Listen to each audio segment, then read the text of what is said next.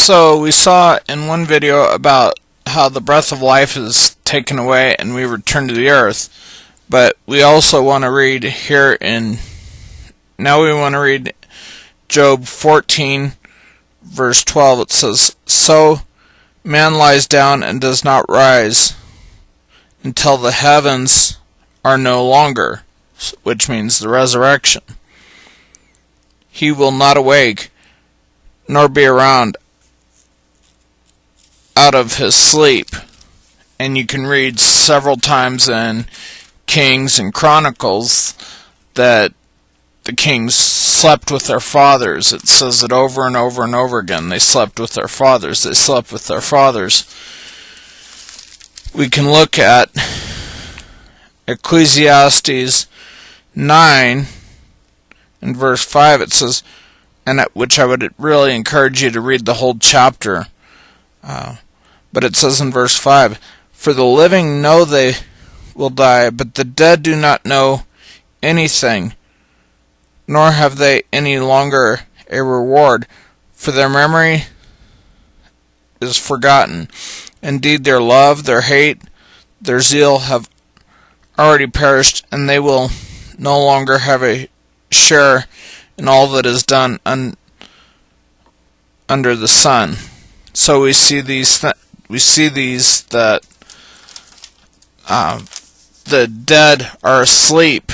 They know not the passage of time. They don't know what happened, which shows that, like Paul talks about, absent from the body is present with the Lord. Well, yes, according to the perspective of the dead person, they went to sleep, and the next thing they know, since they don't know the passage of time, the next thing they know, they're in the kingdom if they were in Christ. The dead in Christ shall rise first.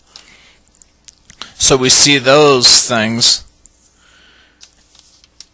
and the resurrection happens at the end. There's two resurrections. One, those that rule and reign with Christ, and then the others that don't come alive till later. And you see that in 1 Corinthians 15, you can see that it says that in the twinkling of an eye,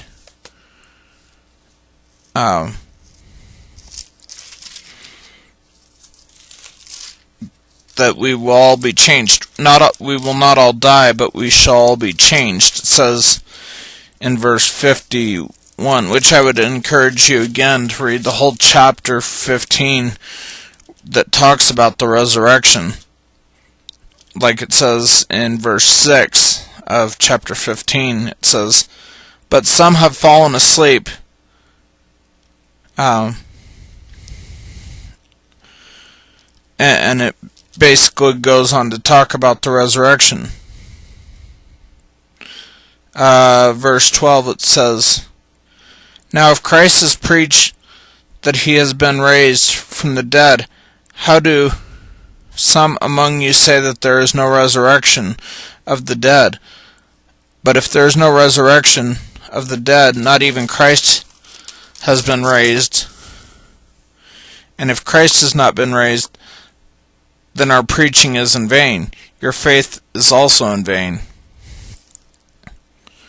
Verse 18, it says, "Then those who have fallen asleep in Christ," in Christ, "have perished.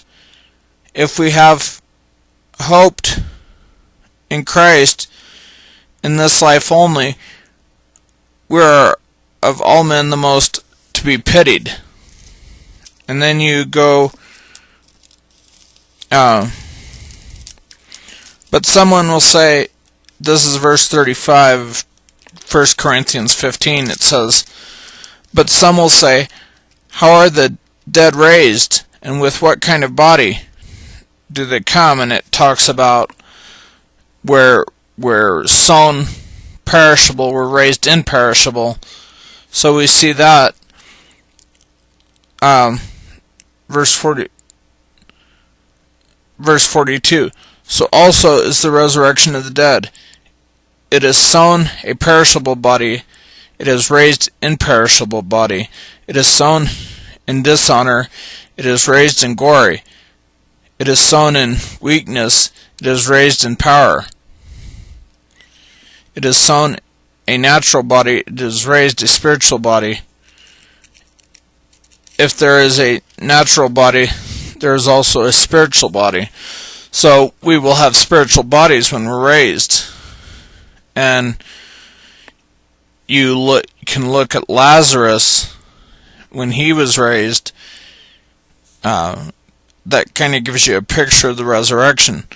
But here's verse 51 of chapter 15 of 1 Corinthians. It says, Behold, I tell you a mystery. We will not all sleep or die, but we will all be changed in a moment, in the twinkling of an eye, at the last trump, not when we die, but at the last trump when Christ returns. That's when we are resurrected.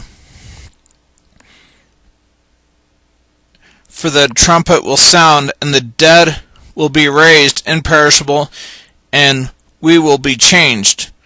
For this perishable must put on the imperishable, and this mortal must put on immortality. So there's not an immortality of the soul.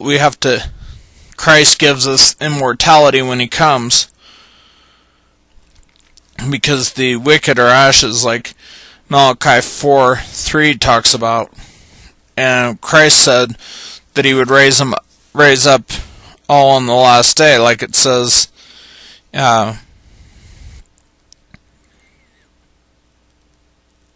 It says in John 6,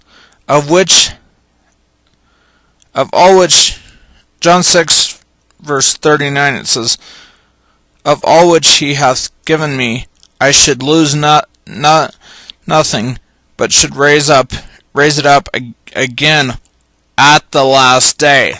So we didn't, just like with the thief on the cross, Christ said, I tell you today, you shall be with me in paradise. It wasn't that he was in paradise because he went to the grave.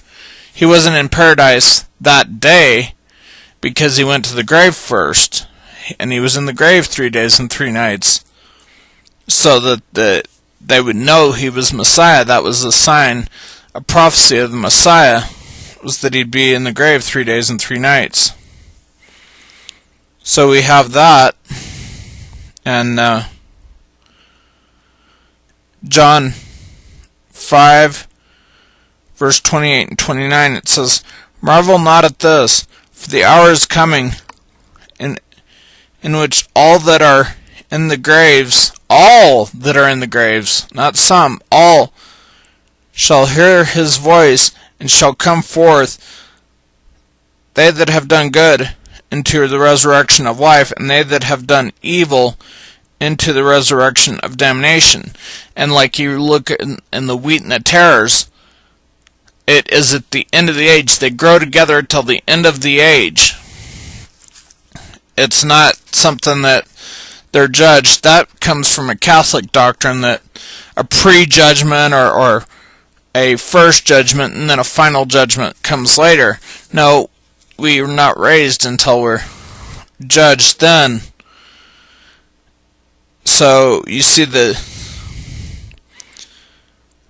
and then you see what is commonly used as the rapture. 1 Thessalonians 4:15 through 17. The dead in Christ shall rise first. As I've brought out before, it says dead in Christ. It makes it very clear that those that accepted Christ are dead in Christ. They are sleeping until the resurrection.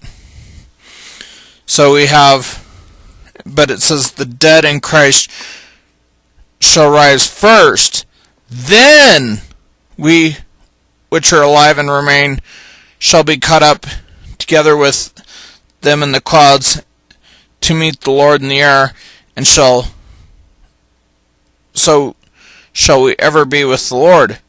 And if you read that, and if you read the rest of the context, he says, comfort each other with these words.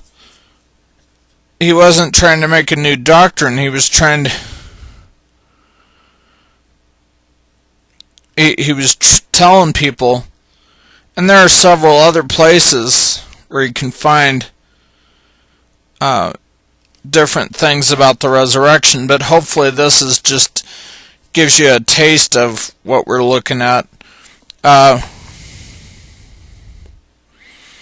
then here's Daniel 12:2. It says, "And many of them that sleep in the dust of the earth shall awake, some to the everlasting life, and some to shame and everlasting contempt."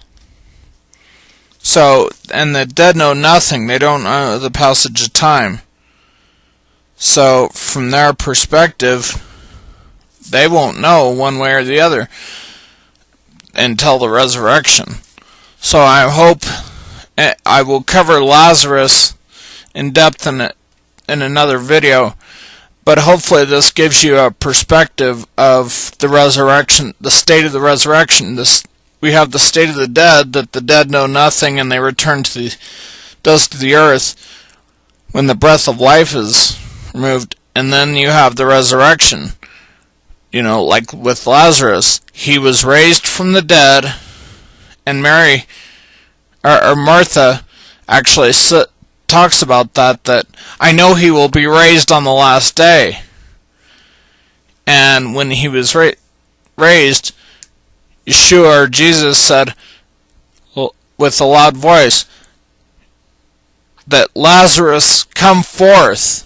And he came forth, and you look at several of the people, the kid that was raised from the dead, that he touched the coffin and told the kid to awake.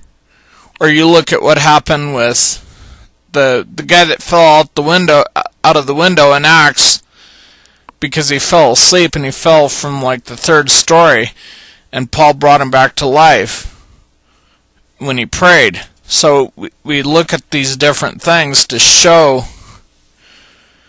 the state of the resurrection.